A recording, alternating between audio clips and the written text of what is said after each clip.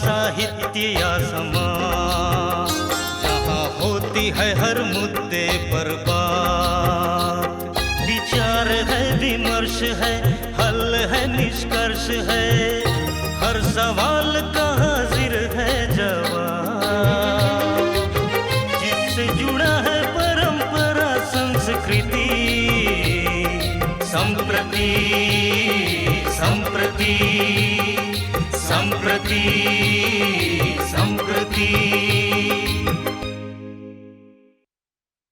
खास और यह कार्यक्रम है संप्रति। दवाइयों को लेकर जब भी हम बात करते हैं तो एक चिंता होती है कि दवाइयों की कीमत काफ़ी ज़्यादा है। कई बार दवाइयाँ गाँवों में या छोटे शहरों में उपलब्ध नहीं हो पाती, तो आपको वैसी दवाइयों को खरीदने के लिए शहरों का रुख करना पड़ता है। ऐसी तमाम बातें हैं जो हमारे जहन में आती हैं जब भी हम बीमार पड़ते हैं या हमारा कोई अपना बीमार पड़ता है।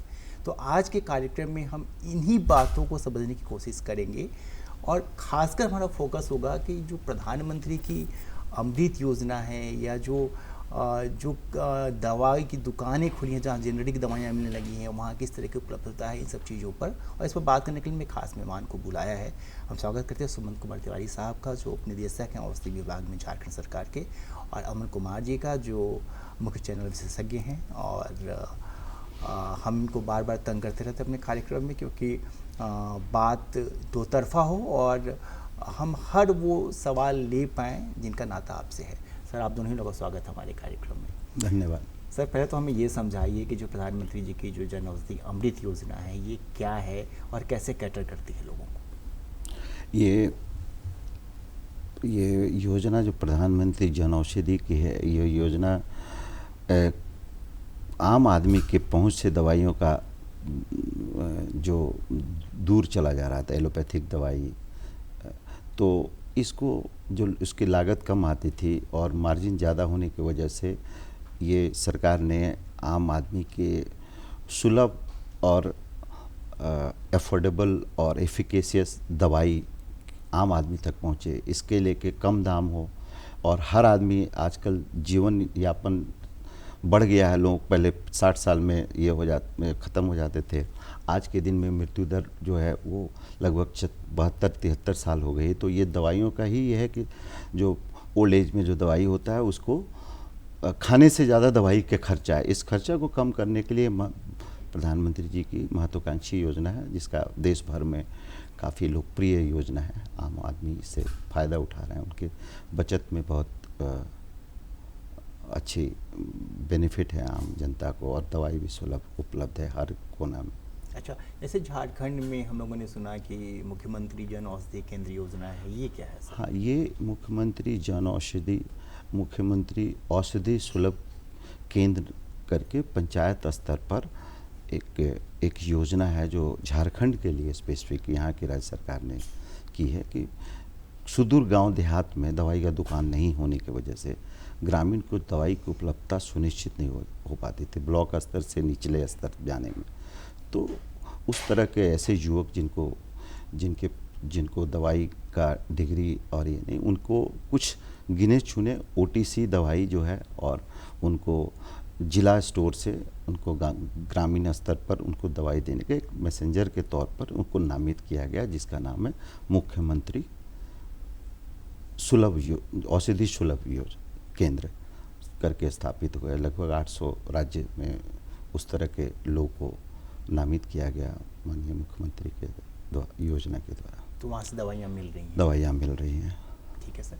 एक और खबर हम लोगों ने पढ़ी कि गृह मंत्री अमित शाह जी जब सहकारिता मंत्रालय का प्रभार उनके पास आया, तो उन्होंने ये योजना बनाई कि पैक्स केंद्रों के माध्यम से भी दवाइयाँ मिलें। ये बहुत अच्छा प्रश्न पूछा है कि सहकारिता जो मंत्रालय है उसका पैक्स जो सबसे निचला स्तर का यूनिट है, तो हर पैक्स को सहकारिता मंत्रालय उनको अपग्रेड कर रहा है कि उनके स्तर से दवाइयों का जो जन औषधि प्रधानमंत्री जन औषधि केंद्र हर पैक्स में खोला जाए। तो इसके लिए अभी प्रक्रिया झारखंड में जारी है। लगभग हर जिले को इस तरह से भारत सरकार के सहकारिता मंत्रालय से पत्र आ रहा है, वहाँ के उपायुक्त को पैक्स के माध्यम से उसको सहयोग करने के लिए भी दिशा निर्देश मिला हुआ। तो जैसे भी वो होता है वो भी आम जनता के लिए काफ़ी अच्छा योजना है। मैं कहना चाहूँगा कि जो प्रधानमंत्री जन औषधि में लगभग दवाइयों लगभग 1600 टाइप का दवाई है, जी। और उसके साथ साथ मेडिकल जो इंस्ट्रूमेंट हो, थर्मामीटर हो, जो मेडिकल डिवाइसेस हो, उसकी भी उसमें एकदम रीजनेबल प्राइस पर, कम प्राइस पे अच्छी गुणवत्ता वाली दवाइयों का भारत सरकार उपलब्ध करा रही है। उसको राज्य सरकार उसको और से ज़्यादा जन मानस तक पहुंचाने के लिए अपने अथक प्रयास कर रही है। तो हर ज़िले में, हर सरकारी अस्पताल में यह महत्वाकांक्षी योजना का क्रियान्वयन के लिए सरकार पूरी तरह से, झारखंड का सरकार पूरी तरह से। अमन जी, आप घूमते रहते हैं झारखंड, दूसरे राज्यों में भी, गांव-गांव तक। जैसे एक तो हम लोग ये जानते हैं कि जेनेरिक दवाइयों के उत्पादन में दुनिया में सबसे बड़ा नंबर हमारे पास है, मतलब भारत सिरमौर है जेनेरिक दवाइयों को बनाने में। ये जो प्रधानमंत्री जी की योजनाएं हैं, आयुष्मान भारत योजना या जो अमृत योजना है, या जो सहकारिता विभाग की जन औषधि केंद्र वाली योजना है, इन योजनाओं का कितना फ़र्क पड़ रहा है निचली जो कहते हैं हम लोग अंतिम पायदान में खड़े जो लोग हैं उन पर, और कैसा रहेगा भविष्य आने वाले 5-10 सालों में? देखिए, मैं जब देखता हूँ प्रधानमंत्री जी नरेंद्र मोदी जी जब से प्रधानमंत्री बने हैं, तो जो उनका जो मुख्य फोकस जो है आम आदमी का जो जीवन है, जीवन स्तर को ऊपर बढ़ाने और उसको स्वास्थ्य, सुरक्षा और उसका जो आर्थिक सशक्तिकरण की ओर बहुत ज़्यादा है। अगर आप गौर से देखें उनकी तमाम योजनाओं को, तो आपको समझ में आ जाएगा कि उनका फोकस जो है आम आदमी, अंतिम आदमी है। और इन योजनाओं को अगर आप देखें उनके लाभार्थी कौन हैं, तो आपको समझ में आ जाएगा कि सरकार, जो भारत सरकार है, वो किसी को भी दवाई के अभाव में, इलाज के अभाव में वो जो है मरने नहीं देगी।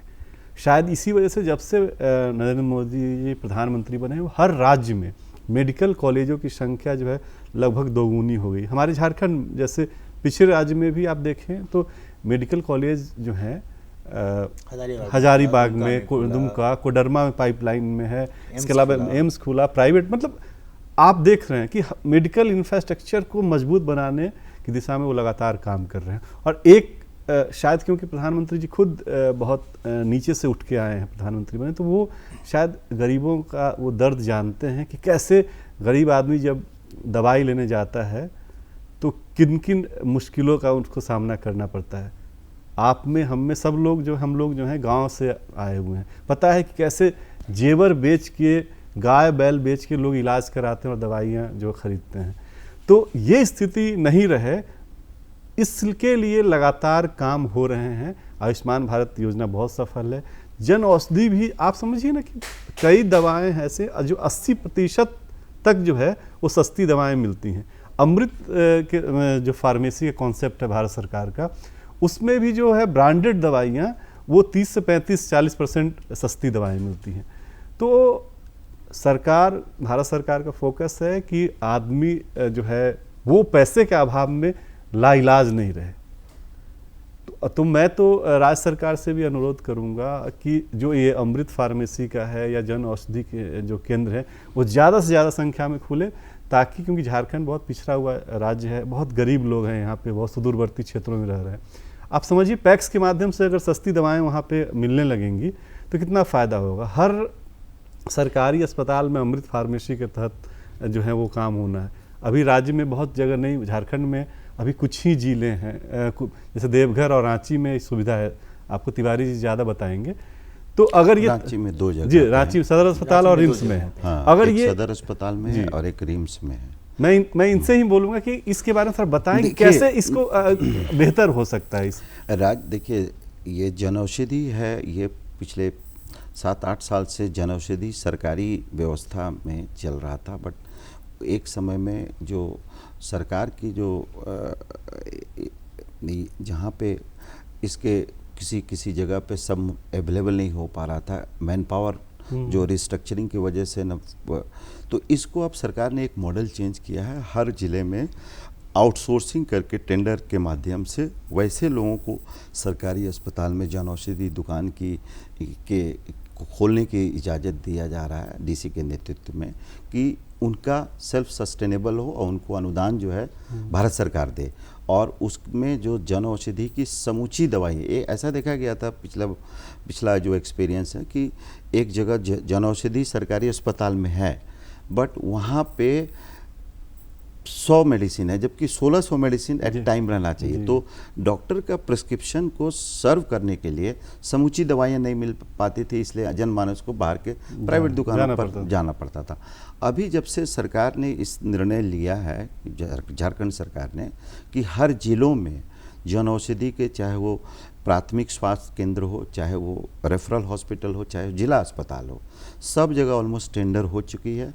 टेंडर के माध्यम से ऐसे समूह को दिया जा रहा है जो फार्मासिस्ट हों, जो जिनको दवाई बेचने का और उसको उचित मूल्य पर, जो जन औषधि में एक इतनी अच्छी चीज़ें हैं कि उसकी एमआरपी ही कम रहता है, और सरकार उसमें भी जो बेचने वाले हैं उनको भी 20% मार्जिन देती है। तो सरकार एक तरह से सेवा भाव से उस चीज़ को, अच्छी गुणवत्ता वाली दवाई को जनमानस तक पहुंचाने का, लेकिन इसकी प्रचार प्रसार आप लोग के मीडिया के माध्यम से ही जनमानस में होना जरूरी है कि जन औषधि की दवाई और जो बाहर में जो दवाई मिलती है, दोनों की गुणवत्ता सेम है जी।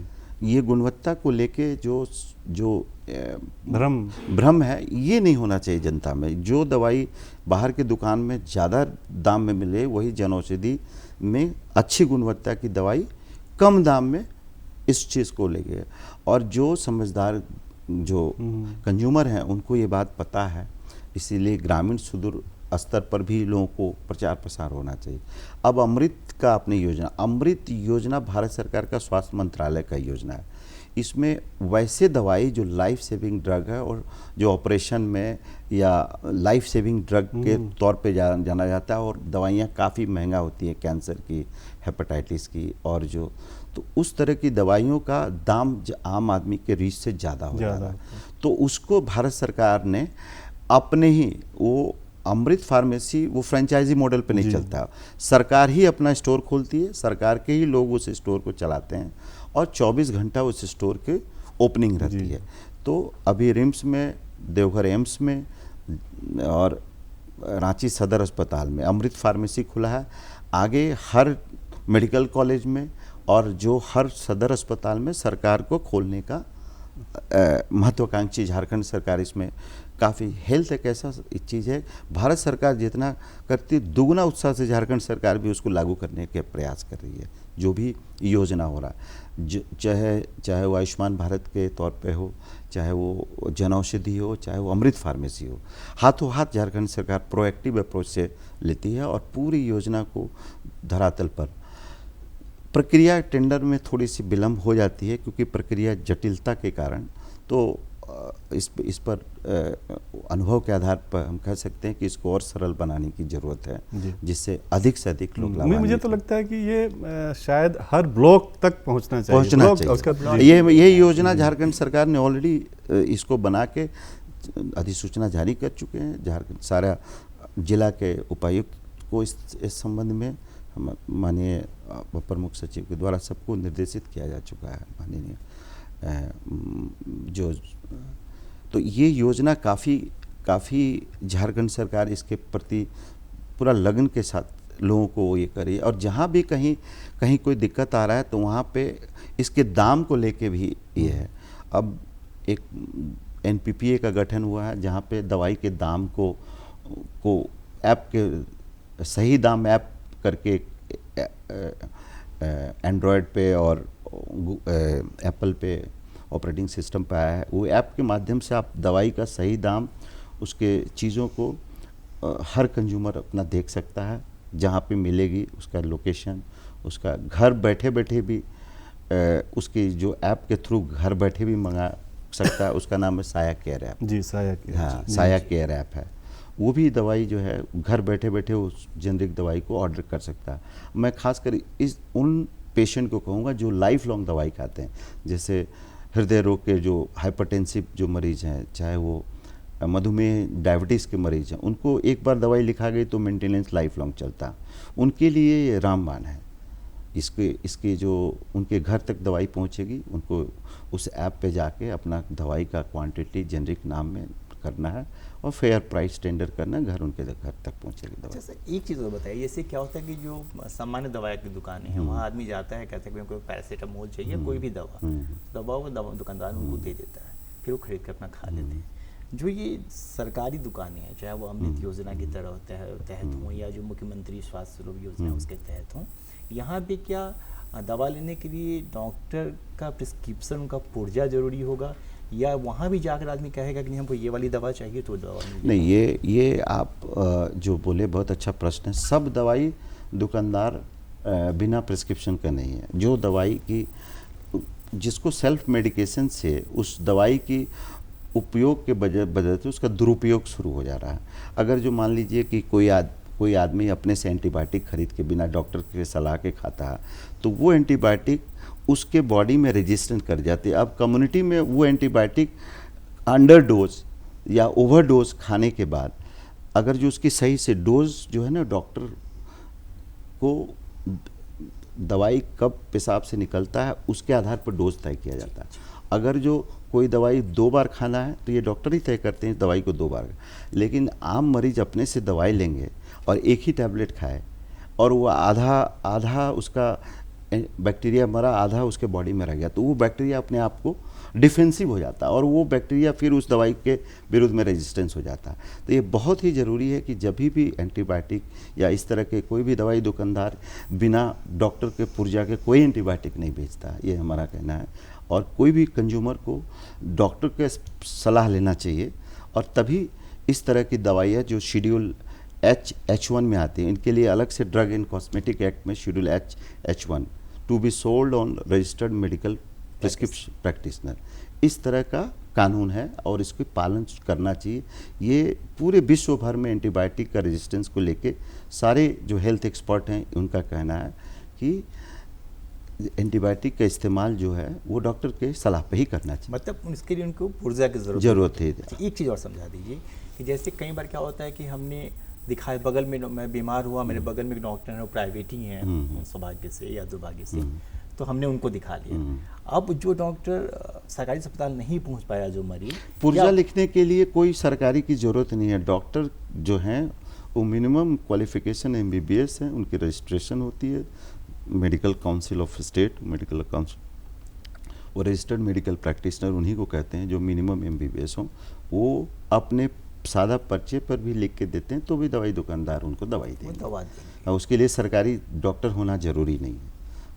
ठीक है। एक संकट मतलब आपके सवाल से पहले एक मेरा कि जो फार्मेसी जो दुकान उसमें देख रहे हैं कि फार्मासिस्ट का केवल कोरम पूरा कर दिया जाता है, तो उसमें ही तो एक संकट है, एक बड़ा संकट है ये संकट है। ये संकट हम लोगों ने थोड़ी लेट से हम लोग ने जगह, बिहार के समय से ही विरासत में ये संकट मिला था। बिहार सरकार ने जो फार्मेसी कॉलेज था, एक पटना में था, एक रांची में था। अभी सरकार के प्रोएक्टिव अप्रोच से लगभग 50 फार्मेसी संस्थान झारखंड में खुल चुके हैं जो डिप्लोमा की डिग्री देता है।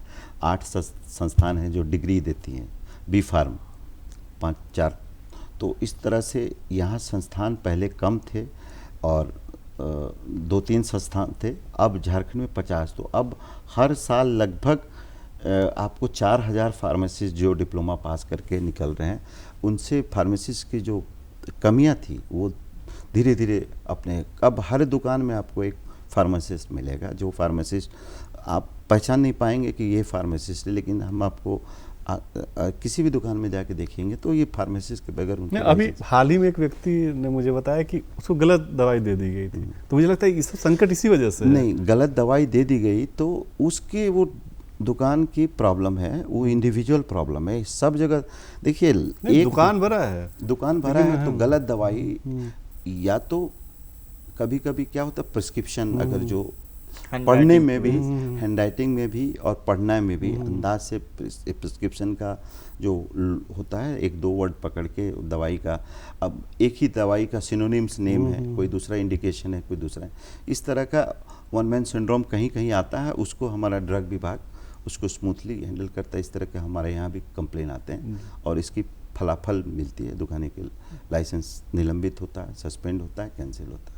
अच्छा तिवारी साहब, एक चीज़ और समझाइए कि हम लोग जिस प्रदेश में हैं यहाँ पे कई जगहों पे तो आवागमन की सुविधा भी नहीं है, लोग पहाड़ के ऊपर हैं और सुदूर इलाका है, तो जो हम लोग कहते हैं ना कि अंतिम आदमी तक अंतिम व्यक्ति तक दवाई पहुंचना दवाई चाहिए। पहुंचे, यही बहुत बड़ी, ये दोनों ही सरकार की मंशा है। भारत सरकार की भी मंशा है कि अंतिम व्यक्ति तक गुणवत्तापूर्वक दवाई का सही स्टोरेज कंडीशन के साथ पहुंचना है।